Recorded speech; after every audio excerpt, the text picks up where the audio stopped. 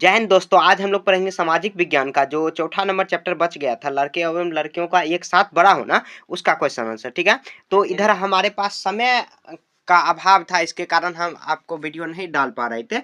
अब रेगुलर आपको वीडियो मिलते चलेगा। तो यहाँ देखिए क्वेश्चन नंबर 1 में दिया हुआ है, साथ ही में यहाँ पर दिया हुआ है कि साथ ही में दिए गए कुछ स्थानों यहाँ पर मतलब क्या विचार कीजिए और बताइए कि वे सत्य हैं या असत्य है। आपके बुक में होगा सत्य और असत्य कर लिखने वाला, और अपने शब्दों में समर्थन के लिए एक उदाहरण भी दीजिए। जैसे देखिए यहाँ पर क्वेश्चन नंबर 1 दिया हुआ है, तो उसका यहाँ पर दिया हुआ है क्वेश्चन नंबर 1 में यहाँ पर दिया हुआ है कि सभी समुदाय एवं यहाँ पे समाजों में लड़के एवं लड़कियों की भूमिका के बारे में एक जैसे विचार किए जाते हैं, नहीं किए जाते हैं, तो नहीं पाए जाते हैं। अब देखिए इसका क्या मतलब, यहाँ पर आपको क्या लिखना है, यह कथन सत्य है।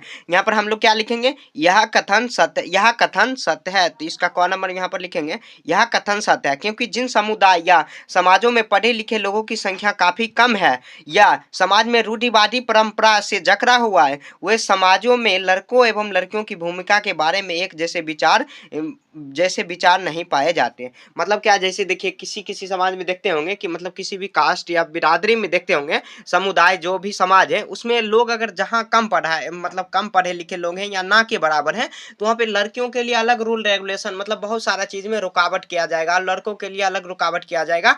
तो मतलब ये उसका जो ये कथन सत्य है या असत्य, तो ये कथन सत्य है, आपको इस भाषा में आपको लिखना है। ठीक है, अब देखिए ख नंबर में यहाँ पर देखिए कह रहा है कि समाज मतलब हमारा समाज बढ़ते हुए लड़के एवं लड़कियों को कोई भेद नहीं करता। तो यह क्या भेद करता है या नहीं करता है, तो हम लोग देखिए क्या भेद करता है नहीं करता, तो इसमें क्या लिखेंगे, यह कथन सत्य नहीं है, यह कथन सत्य नहीं है। इसमें लिखें हम लोग, यह कथन सत्य नहीं है कि क्यों नहीं सत्य है, तो क्योंकि जिन समुदाय या समाजों में पढ़े लिखे लोगों की यहाँ पर ख नंबर में यह कथन सत्य नहीं है, हमारे ग्रामीण या नगरीय समाज में लड़के एवं लड़कियों के परवरिश में भेदभाव किए जाते हैं, भले ही ग्रामीण एवं नगरीय समाज में भेदभाव के अनुपात में अंतर। जैसे देखिए कि गांव में ज्यादा भेदभाव होता है, आप गौर करते होंगे, और जो अगर शहर में अगर यही चीज है तो उसमें कम भेदभाव होता है। ऐसा नहीं कि वहां पर बिल्कुल नहीं होता, लेकिन होता है भेदभाव वहां पर भी। अब देखिए ग नंबर में देखिए क्या दिया हुआ है, क्वेश्चन दिया हुआ है कि यहाँ पर वे महिलाएं जो घर पर ही रहती है, कोई काम नहीं करती।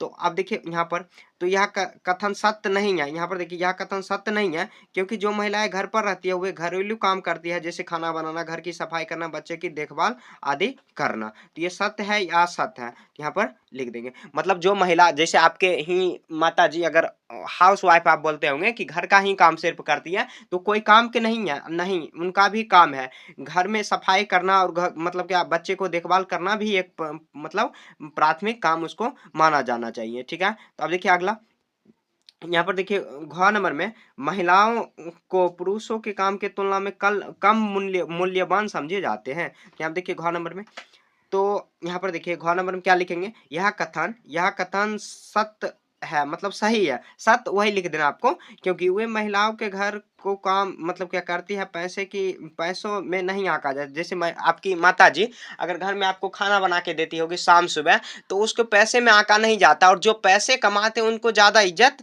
और दिया जाता है। जैसे कामों की आय की प्राप्ति होती है, इसलिए महिलाओं के काम पुरुषों की तुलना में कम मूल्यवान दिया जाता है, महिलाओं काम का वैल्यू नहीं समझा जाता है। तो ऐसे समझना नहीं है, लेकिन इसमें जो रियलिटी है आपको वो लिखना है। ठीक है, तो ये हम लोग समझ गए। तो देखिए क्वेश्चन नंबर 1 हो गया। आप देखिए 2 नंबर यहाँ पर करते हैं। तो 2 नंबर में देखिए यहाँ पर दिया हुआ है, 2 नंबर में दिया हुआ है घर का काम अदृश्य होता है, इसका कोई मूल्य नहीं चुकाया जाता। घर के काम में शारीरिक रूप से थकाने वाले काम होते हैं, घर के काम में बहुत ज्यादा समय खप जाता है। अब इसके बाद देखिए ये सब क्वेश्चन ही दिया हुआ।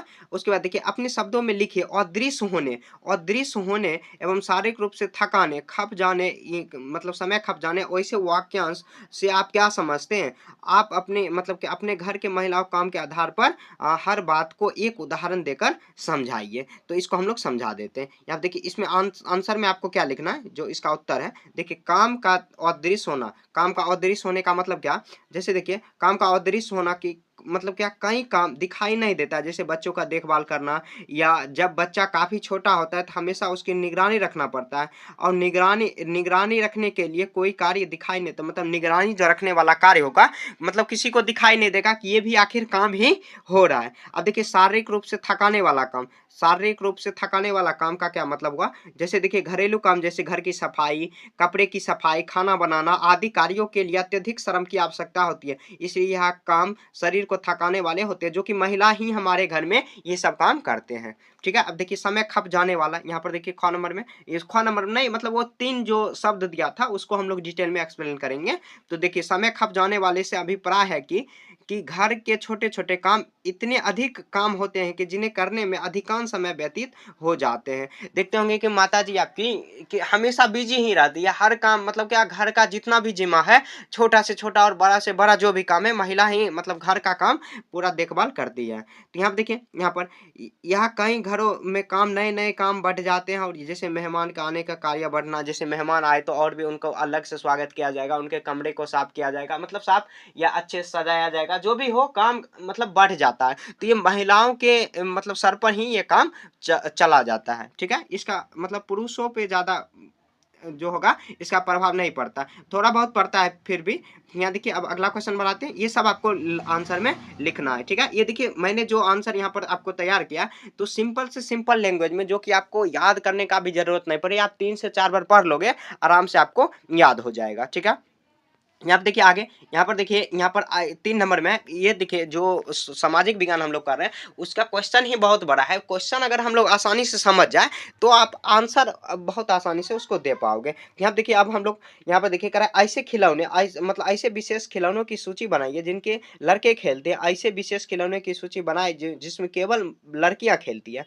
यहाँ दोनों सूची में अंतर एवं सोचिए, बताइए कि ऐसा क्यों है। जैसे देखिए देखे होंगे लड़का लड़की का खिलौना अलग अलग होता है, ऐसा क्यों है वो सोच के बताना है। मतलब सोचिए कुछ संबंध इस बात मतलब आगे चल के वयस्क और बच्चों की क्या भूमिका निभाएगी। तो यहाँ देखिए खिलौने की सूची है, यहाँ देखिए लड़के की खिलौना, लड़कों की खिलौना जैसे मोटर कार हुआ, स्पाइडरमैन, बंदूक, वीडियो गेम, क्रिकेट का बैट बॉल, गेंद, हवाई जहाज, हेलीकॉप्टर, ये लड़कों का।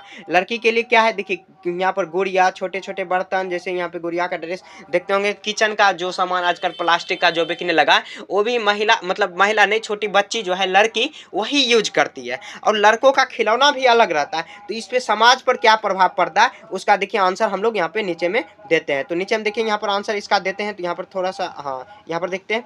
उसके बाद देखिए यहाँ पे समाज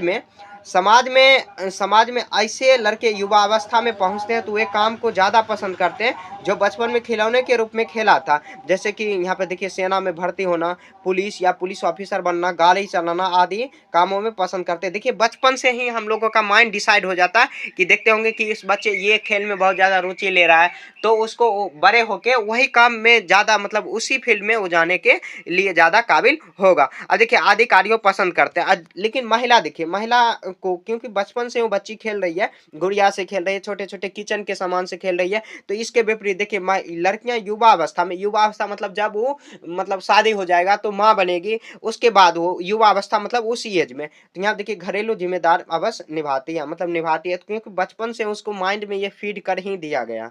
ठीक है, तो ऐसे हम लोग ये इसका आंसर हो गया। तो आपको ये सिंपल लैंग्वेज में बस यही आंसर आपको ये लिखना है। अब देखिए यहाँ पर 4 नंबर में देखिए यहाँ पर दिया हुआ है कि अगर आपके आसपास में यहाँ पर घर में आसपास में काम करने वाली मदद करने वाली कोई महिला है तो उनसे बात कीजिए और थोड़ा मतलब उनके बारे में थोड़ा सा जानकारी यहाँ पर जानने की कोशिश कीजिए, और उनके घर में कौन कौन से हैं, वे क्या करते हैं, और उनका क्या मतलब क्या उनका घर कहाँ है, वह रोज कितने घंटे काम करती है, कितने कमा लेती है, इन सारे विवरणों को यहाँ पे एक छोटी सी कहानी में लिखिए। तो यहाँ पर देखिए मैं कहानी आपके लिए बना के लाया हूँ। तो देखिए आपको क्या करना है, अगर आप पूछ सकते हैं, कोई महिला देखते होंगे कोई काम करते होंगे, जैसे कोई मतलब क्या मिस्त्री वाले जो काम करते हैं, मिस्त्री जैसे हुआ ईंट को उठाना, या ये सब में आप पूछ सकते हैं ये सब बात में, जैसे घर का ही कोई काम करते हैं, जैसे कि मतलब रसोई का काम करते हैं, तो आप अगर पूछना चाहें तो पूछ सकते हैं। ठीक है, अगर नहीं तो यहाँ पे देखिए मैं तो आपके लिए आंसर ही तैयार कर दे रहा हूँ। यहाँ देखिए हमारे पड़ोस में एक महिला घर के कामों में मदद करने के लिए आती है। यहाँ देखिए उनका नाम राजेश्वरी है, अपने अनुसार आप कुछ भी लैंग्वेज बना देना। उसके 5 बच्चे हैं, उनका पति सब्जी बेचने का काम करते हैं, उनकी उनके 5 बच्चों एवं 3 लड़के, जिसमें 2 लड़कियां हैं। उनके पति का नाम सोमेश्वर है। राजेश्वरी के घर दिल्ली के उपनगर गोकुलपुरी के नाले पर स्थित यहाँ झोपड़पट्टी में है।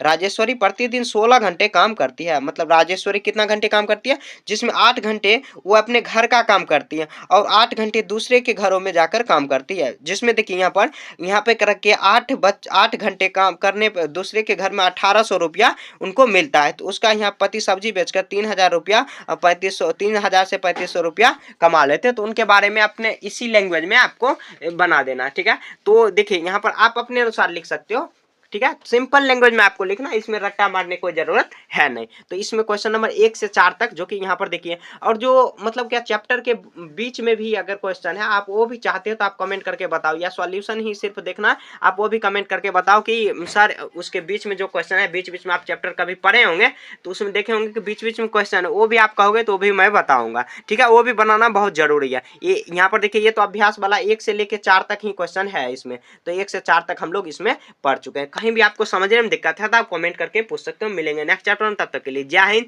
जय भारत।